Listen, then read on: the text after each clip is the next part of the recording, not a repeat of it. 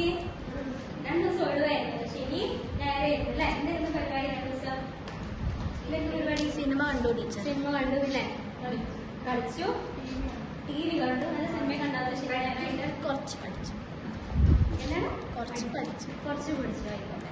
അപ്പൊ അതൊക്കെ നല്ല കാര്യം. നമ്മൾ കഴിഞ്ഞ ക്ലാസ്സിൽ ഏതുവരെ പറഞ്ഞു നിർത്തിയത്? ഏത് ചാപ്റ്റർ എടുത്തുകൊണ്ടിരുന്നത്? സമാന്തര ശ്രേണികൾ എന്ന ചാപ്റ്ററാണ് എടുത്തുകൊണ്ടിരുന്നത്.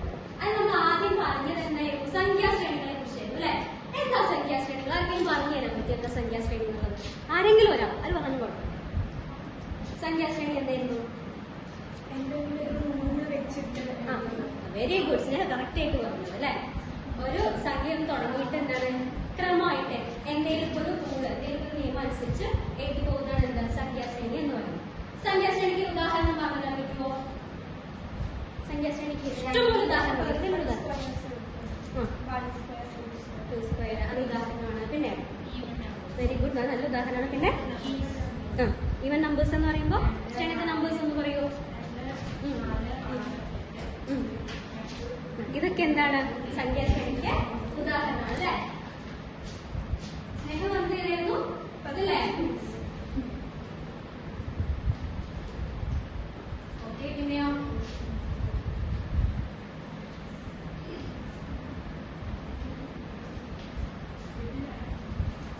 ഒരു എക്സാമ്പിൾ കൂടി പറയാൻ പറ്റുമോ സംഖ്യാശ്രേണിക്ക്? നാച്ചുറൽ നമ്പേഴ്സിന്റെ ശ്രേണി അല്ലേ? Very good. അതും എന്താണ് നല്ല ഉദാഹരണമാണ്. പിന്നെ നമ്മൾ അടുത്തത് പറഞ്ഞത് ഏതായിരുന്നു? സംഖ്യാശ്രേണി കഴിഞ്ഞിട്ട് ശ്രേണിയെ കുറിച്ച് കൂടി പറഞ്ഞു. ഏതായിരുന്നു? സമാന്തര ശ്രേണി. എന്തായിരുന്നു സമാന്തര ശ്രേണി? ആർക്കെങ്കിലും ഓർമ്മ ഉണ്ടോ? സമാന്തര ശ്രേണി എന്തായിരുന്നു? ഒരു പൊതുവ്യത്യാസം ഉണ്ടാവും. അടുത്തടുത്ത് 2 സംഖ്യകൾ കുറച്ച് എങ്ങനെയായിരിക്കും? എല്ലായിടത്തും ഒരേ സംഖ്യ ആയിരിക്കും അല്ലെ? കറക്റ്റ് ആണ്, ശരിയാണോ പറഞ്ഞത്? എല്ലായിടത്തും ഒരേ സംഖ്യ ആയിരിക്കും. അതുപോലെ സമാന്തര ശ്രേണിക്ക് നിങ്ങൾക്ക് ഉദാഹരണം അറിയാവോ? സമാന്തര ശ്രേണിക്ക് 1496 അത് സംഖ്യാശ്രേണിയാണോ? 1496 അത് സമാന്തര ശ്രേണിയാണോ? നോക്കാം. എന്തായിരുന്നു സമാന്തര ശ്രേണി? സമാന്തര ശ്രേണി എന്തായിരുന്നു?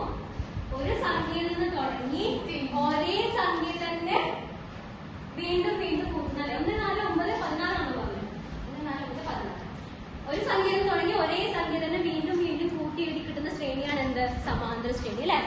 അപ്പൊ നോക്കി നോക്കൂ, ഇവിടെ ഒന്നുകൂടെ എത്ര കൂട്ടണം? 4 ഉണ്ടെങ്കിൽ എത്ര കൂട്ടണം? 3 കൂട്ടണം അല്ലെ? 4 9 ആണെങ്കിൽ എത്ര കൂട്ടണം? 5 കൂട്ടണം. അപ്പൊ നമ്മളിവിടെ കൂട്ടുന്നത് ഒരേ സംഖ്യയാണോ? അല്ല. 3 കൂട്ടണം. പിന്നെ എന്ത് കൂട്ടുന്നു? 5. അപ്പൊ ഇത് സമാന്തര ശ്രേണിക്ക് ഉദാഹരണമാണോ? അല്ല അല്ലെ? അല്ലല്ലോ. അപ്പൊ വേറൊരു ഉദാഹരണം പറയാൻ പറ്റുമോ? സമാന്തര ശ്രേണിക്ക് ഇഷ്ടംപോലെ ഉണ്ട്. Very good. 3 6 9 3 ഗുണങ്ങൾ അല്ലെ? പിന്നെ ഒറ്റ സംഖ്യകളുടെ ശ്രേണി അല്ലെ? ഇവിടെ എത്ര കൂട്ടുന്നതാണ് പൊതുവ്യത്യാസം? 2. അപ്പൊ നമ്മള് എന്താ പറഞ്ഞത്? ജനറൽ ആയിട്ട് എങ്ങനെയാ സമാന്തര ശ്രേണിയെ കുറിച്ച് പറഞ്ഞിരുന്നത്? ആദ്യ പദം പൊതുവ്യത്യാസം എന്നൊക്കെ പറഞ്ഞിട്ടില്ലേ? ആദ്യ പദം നമ്മൾ A എടുക്കും അല്ലെ? പൊതുവ്യത്യാസം T ആയിട്ട്. പൊതുവ്യത്യാസം എന്ന് പറഞ്ഞു കഴിഞ്ഞാൽ എന്താ? കൂട്ടി കൂട്ടി എഴുതുന്ന സംഖ്യ. അപ്പൊ ആദ്യ പദം A ആണെങ്കിൽ അടുത്ത സംഖ്യ എന്താ വരിക? അടുത്ത നമ്പർ A+B വരും. പിന്നെ A+2B ഇങ്ങനെ തുടങ്ങുന്നു അല്ലെ? അപ്പൊ ഇതിന്റെ കൂടുതൽ ചോദ്യങ്ങളും കാര്യങ്ങളും നമുക്ക് അടുത്ത ക്ലാസ്സിൽ പറയാം. ഇത്ര എല്ലാവർക്കും മനസ്സിലായി? സംശയമൊന്നുമില്ലല്ലോ?